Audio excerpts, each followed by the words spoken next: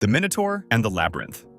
The monster with the body of a man and the head of a bull, locked away inside a giant maze on the island of Crete, was one of the most famous myths in history for centuries, until archaeologists actually started digging on Crete in the early 1900s. What they found stunned everyone. Underneath the ground, they uncovered the ruins of a massive palace, and it was pretty weird. It had over 1,000 rooms, twisting hallways, and staircases that led nowhere. In other words, it looked almost exactly like a labyrinth. That alone would be crazy enough, but it gets stranger. Inside the palace, archaeologists found wall paintings showing young men and women leaping over the horns of a charging bull, a dangerous sport that seems to have actually been practiced by real people at the time. This lines up with the old story, where Athens had to send 14 young people to Crete every few years as a sacrifice to the Minotaur. Historians now believe this myth may actually reflect real practices, such as forced tribute or ritual games involving bulls. The Golden Fleece. In the Greek myth of the Golden Fleece, a hero named Jason sails across dangerous seas searching for a ram's fleece. Except this fleece isn't ordinary wool, but solid, glowing gold, so valuable that kingdoms would go to war over it. Of course, most people assumed it was just a myth. After all, rams can't grow gold. But when historians looked closer at where this myth was set, a region near the Black Sea, which is now part of modern Georgia, they found something that changed the whole picture. In that exact area, mountain rivers flow down from high-altitude regions that contain natural gold deposits. For thousands of years, and in some remote villages even recently, local people used a very peculiar technique to collect this gold. They would take sheepskins, fleece still attached, and lay them down inside the river. That way, tiny flakes and grains of gold, washed down from the mountains, would get trapped in the wool's texture. After some time, they would pull it out, dry it under the sun, and shake or comb out the trapped gold. Now, imagine being a traveler passing through the region and just seeing sheepskin covered in gold. You'd likely think that the wool itself had turned to gold. This is likely how the story spread and turned into the famous Greek myth. Oracle of Delphi's Vapors.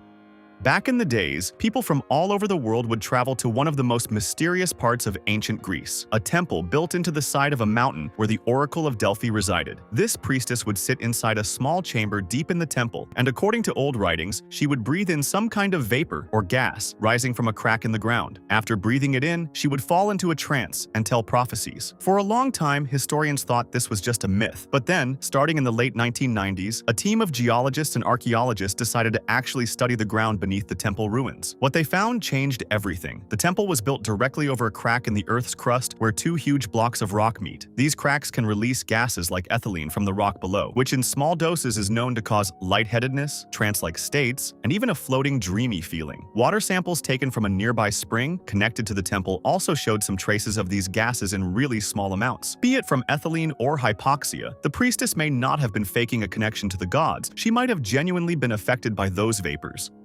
Atlantis and the Minoan eruption.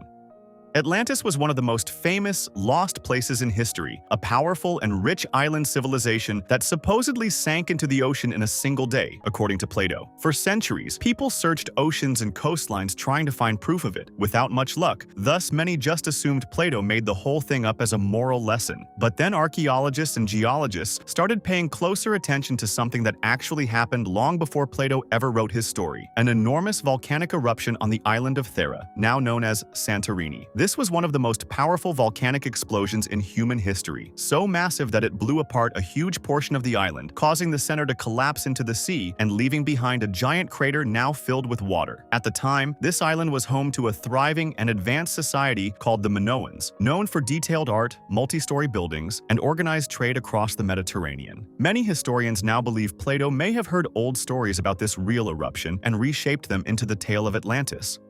Troy and the War.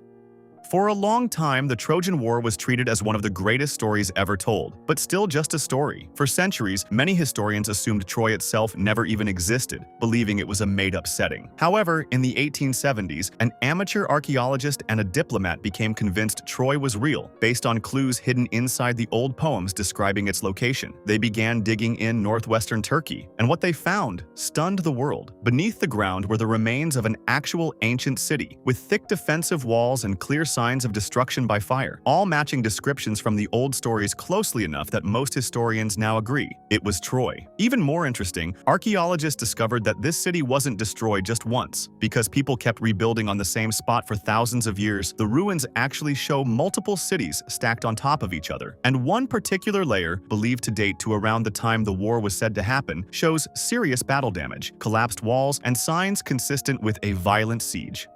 The Monster of Troy.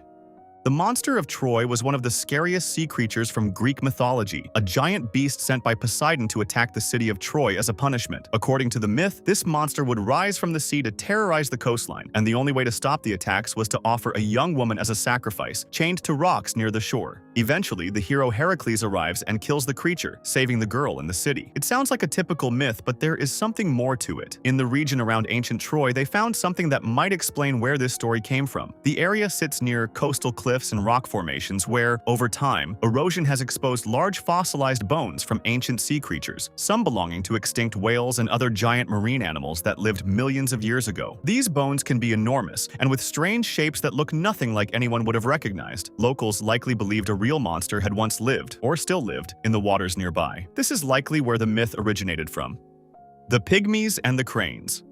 In the Iliad, Homer briefly mentions a bizarre war. He claims that every winter, migrating cranes fly south to the edge of the world to wage a bloody battle against the Pygmaioi, a mythical race of tiny humans. Ancient Greek pottery frequently depicts these tiny warriors armed with clubs and shields fighting off giant birds. It sounds completely absurd, but this myth is actually based on real geography and anthropology. European cranes do indeed migrate south every winter, and their flight path takes them deep into Central Africa. Through ancient trade routes with Egypt, the Greeks had heard distant, second-hand reports of the indigenous hunter-gatherer tribes living in these African regions. Peoples of remarkably short stature, often referred to as pygmy peoples, these tribes likely did hunt the large migrating birds when they arrived in their territory. The Greeks simply took something real and turned it into an epic, mythological war. River Acheron. According to myth, souls had to cross a river called Acheron to reach the afterlife, usually guided by a ferryman named Charon. The water itself was described as dark, slow-moving, and gloomy. At first, this sounds like pure symbolism, but here's the thing. There is an actual river in Greece named Acheron, and once you see it, the connection to the myth becomes clear. This river runs through a narrow gorge with steep rocky walls on both sides that block out a lot of sunlight, making the area feel dark. The water itself often looks black or deep green, and in some sections, the river disappears underground completely, flowing through hidden cave systems before reappearing. If you were an ancient Greek, it's easy to see how you'd come to the conclusion that it leads to the underworld. The Cyclopes. The Cyclopes, giant creatures with a single eye, were seen as one of the wildest parts of Greek mythology. However, when researchers started looking at where these myths came from, they found something surprising. On islands like Crete and Sicily, which is exactly where many of these Cyclope stories are set, ancient people would sometimes come across giant skulls with a single hole in the eye area, buried in caves or exposed in cliffs. These skulls were real, but they weren't from any monster. They came from a now extinct animal called the dwarf elephant. An elephant skull has a large hole in the center of the face because it holds the trunk. To someone who has never seen an elephant, that central hole looks exactly like one giant eye socket. This means that the Cyclopes may not have started as pure fantasy. Charybdis.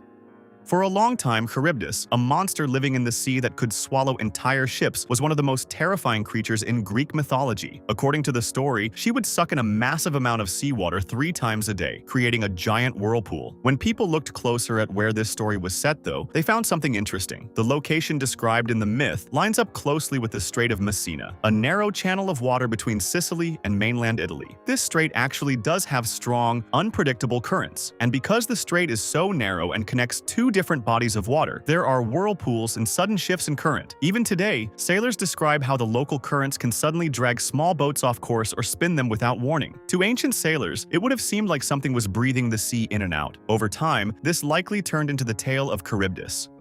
The Amazons. In Greek mythology, the Amazons were a legendary tribe made up entirely of women warriors, skilled in horseback riding and archery, and said to fight just as well as, if not better than, any male soldier of the time. For centuries, this was dismissed as pure myth, largely because women in ancient Greece were strictly barred from military and public life. But then archaeologists started digging up ancient burial sites in regions near the Black Sea and into parts of Central Asia, areas historically linked to nomadic tribes like the Scythians, and what they found found was surprising. Buried alongside weapons like bows, arrows, and swords were skeletons that, once studied closely, turned out to belong to women. This wasn't just one isolated grave either. Many burial sites across this region contained female skeletons with clear signs of horseback riding, like changes in bone structure around the hips and legs, along with healed injuries that matched wounds you'd expect from combat. When Greek travelers and soldiers encountered these communities, seeing armed women fighting confidently on horseback would have seemed shocking. Over time, these real encounters could easily have been transformed into the Amazons myth. The Fire-Breathing Chimera. According to Greek mythology, the chimera was a fire-breathing monster with the body of a lion, a goat's head growing from its back, and a venomous snake for a tail. The myth is tied to a very specific location, a rocky region in what is now Turkey, and that detail turned out to matter a lot. In that exact area, there's a place called Yanartas, and incredibly enough, if you visit this spot today, you can still see small flames flickering out of cracks in the ground, without any obvious fuel source like wood or oil. For a long time, people thought a fire-breathing monster lived underground, and these flames were proof of its existence. Once scientists studied the area, however, they found the real explanation. The rocks in that region release natural gas, mainly methane, that seeps up from underground. When this gas reaches the surface and touches oxygen in the air, it ignites, creating small flames. It's easy to see how that mysterious flame, combined with strange animal bones or sightings, could turn into the myth of the chimeras. If you want to discuss this video or suggest an idea for the next one, join my Discord, link in the description.